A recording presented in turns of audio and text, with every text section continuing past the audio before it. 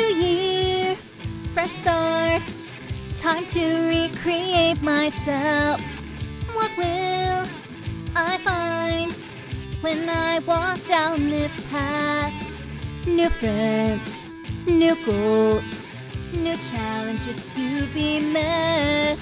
I will meet them and I am going to succeed. New year, fresh start, it's time for self-discovery.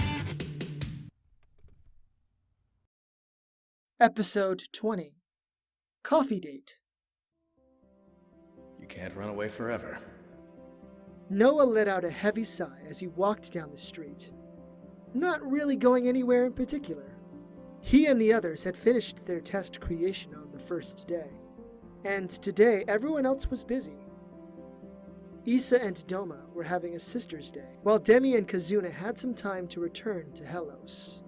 Kazuna was with her father, laying down some final plans, while Demi was attending to Queen Desora. Even Samuel had something to do, which was bizarre since the fox never did anything.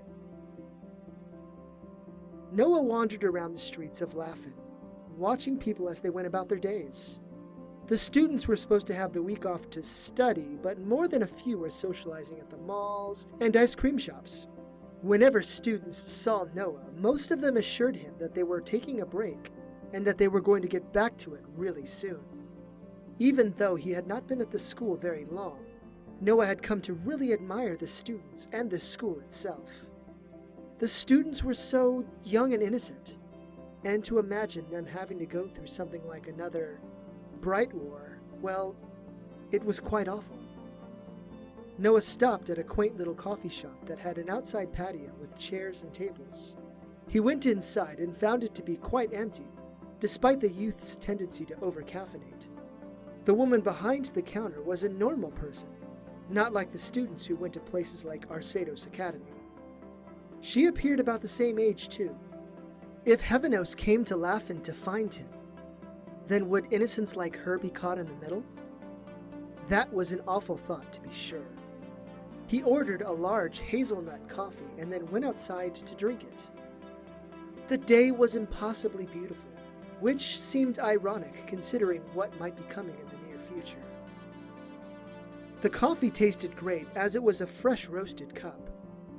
Across the street, a trio of students caught Noah's eye. Seto, Diane, and Kasina walked together, with Diane being in the middle. They all had broad smiles on their faces, and they kept talking to one another in excited fashions. Seto carried what appeared to be a half-dozen bags of things, while both Kasina and Diane were empty-handed. Still, Seto seemed happy.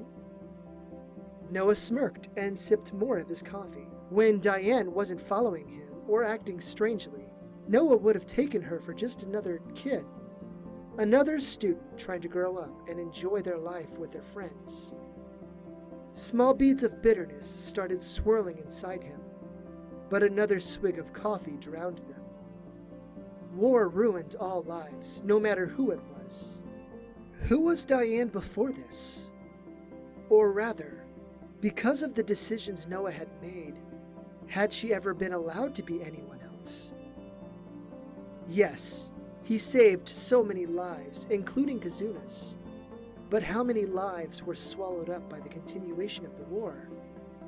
Another grim notion came to mind. Had Arcadian had his way, then all of Helos would have been wiped out, and that would have prevented generations of souls from being born. People like Seto. Noah had done the right thing, but his job wasn't over. The trio didn't notice Noah, and they moved off down the street on the opposite side. A woman sat down on the other side of his table, and she set a coffee down in front of her. Noah was about to say something, but then his soul froze.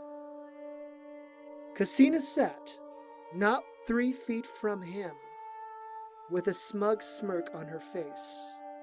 Her eyes radiated with victory, as well as a delicious hunger that gnawed at Noah's composure. Kasina sipped her coffee. So, what kind did you get? Noah just stared at her for a moment, his eyes glaring and his hands forming fists beside his coffee. Kasina didn't appear the least bit bothered by his tensing up, and she propped her elbow on the table and rested her hand in her palm. Oh, come now. I'm trying to be civil. It's hazelnut. Kasina giggled a little, sat back in her chair, and then looked out at some of the people walking past them. While she appeared absolutely calm, Noah's spirit festered in a mixture of rage and icy dread. Were others about to descend upon him? Were they tracking him? And if so, for how long? Maybe he was overthinking it. Maybe this wasn't her. And this was just an instance where a teacher from a rival school was trying to chat him up. It had been a long time, and Noah might have forgotten what she looked like exactly. You know, it's quite lovely here. I can see why you came here to get away. Noah squirmed a little and then arched an eyebrow at her. Get away? What do you mean? I'm afraid you might have me confused for someone else. I don't believe we've ever met. Kasina turned her head to regard him once more, and a twinkling in her eyes made Noah's blood boil. You don't believe? What an interesting thing to say. Well, when I said here, it could mean many things. Here could mean this cute little coffee shop, and getting away could be getting away from the drudging responsibilities of teaching. She sipped her coffee and grinned at the taste. Or here could mean this world. And getting away could be from the home that we once shared, the comrades in arm we spilled blood with, and the broken remains of the council that you left us with. She stared right into Noah's eyes. Who's to say, really? Noah started collecting magic in his hands, and he hardened his glare. I won't be taken easily, and I'll fight you and whoever you have with you. Don't be like that. I'm here alone. Here meaning this coffee shop with you. I will admit there is one other operative here as well, but that's it, for now. By the way, you can dismiss your magic. I'm not here to start a fight. Oh? Because the last time we met you were hell-bent on doing just that. Kasina's brows furrowed. Hello, Spent. You have been away for too long. What a strange phrase to say. Considered who you are. Well, who we are. Noah looked around them. The girl working inside was behind the counter. The door was closed, and there weren't any other pedestrians within sight. Why did you come then, if not to hunt me down? You know, I actually did that for a long time. I scoured the worlds, aside from this one, to find you. I even went into Hellos many times, but you were nowhere to be found. I heard you died towards the end of the war. Did you? Well, I should have died many times, if it wasn't for this. Kasina held up her right hand and showed a pair of rings. Both silver. One of the rings had been the very artifact he had created for her upon their first meeting. I knew it. Kasina's mouth formed a frown, and her eyes grew a little harder. If I didn't know any better, I would say it sounds as if you're displeased that I'm alive. It's not like that at all. I'm just displeased that I was found. Well, are you surprised? You manifested twice in a short period of time.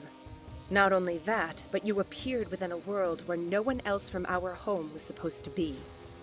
As soon as we heard about the first one, we knew it was you. Kasina crossed her arms over her chest, and she shook her head. Noah squirmed under her gaze, and he almost considered leaving her. After 150 years of being on the run, he had become much more formidable. She couldn't stop him. You know, I actually gave up hope that you were still alive. To see you here after all this time, it's strange. You didn't answer my question. What do you want with me, if not to hunt me down? Well, I'm not here to kill you, and certainly not to fight you. We were simply sent here to find you. Now, Arcadian, on the other hand, does want to fight you. In fact, most of our people want to fight you. But not you? For a long moment, Kasina just sat there and stared into Noah's eyes. It was strange. She had her hands gently resting in front of her, and her back was straight, but not aggressively so. You broke my heart when you betrayed us. You threw everything we knew and loved for a demon. By the way, that reminds me. Is it true? Is what true?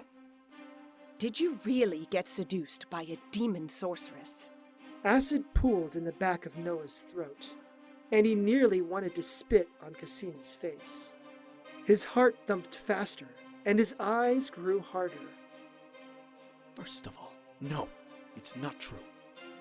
But are you going to sound upset at me when you betrayed me to Arcadian? Kasina's eyes grew harder as well, and yet she didn't say anything. Noah leaned in a little closer to her, and he kept his voice lower.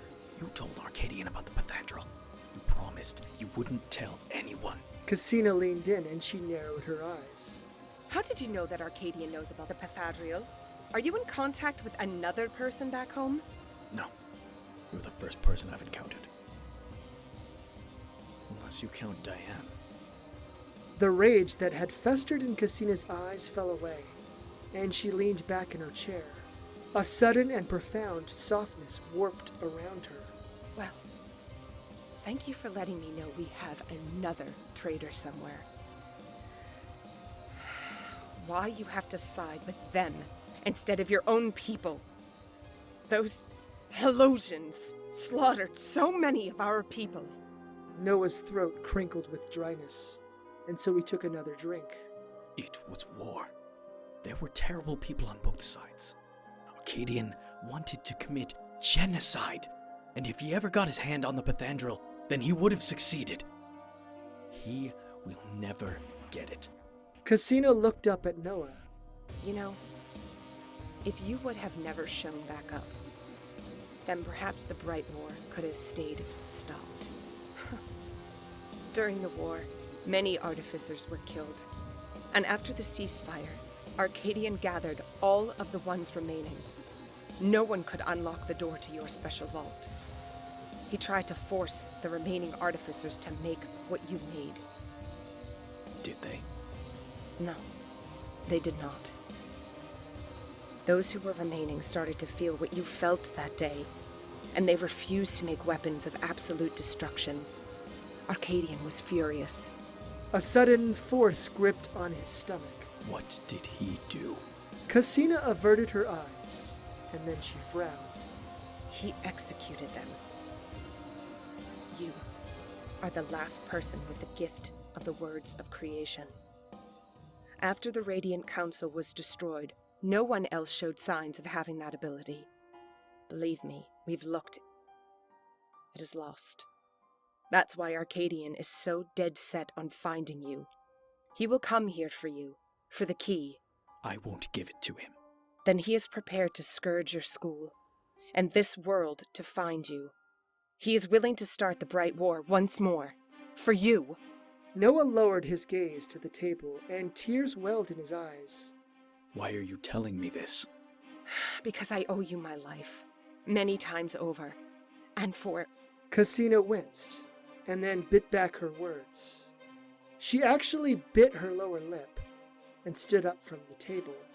Arcadian is coming. Perhaps as early as tomorrow. Along with a legion of archangels. They are prepared to begin what will be a complete devastation of this world if you don't hand over the key. I wanted to warn you. The next time we meet, we will be enemies once more. Kasina took her coffee and started to walk away. Noah stood up as well, but he didn't chase her. The other one is Diane, isn't it? So Arcadian is recruiting children to fight in his war now. Kasina paused and then peered at Noah from over her shoulder. She's not really a child anymore. Although by our standards, she is, I suppose. She's 150 years old and... she's my daughter. Goodbye for now, Marzo. Noah just watched her go, and he pulled out his cell phone. He found the right contact and then pressed call. Yes? Hello? Mr. Cruz? Is something the matter? Yeah.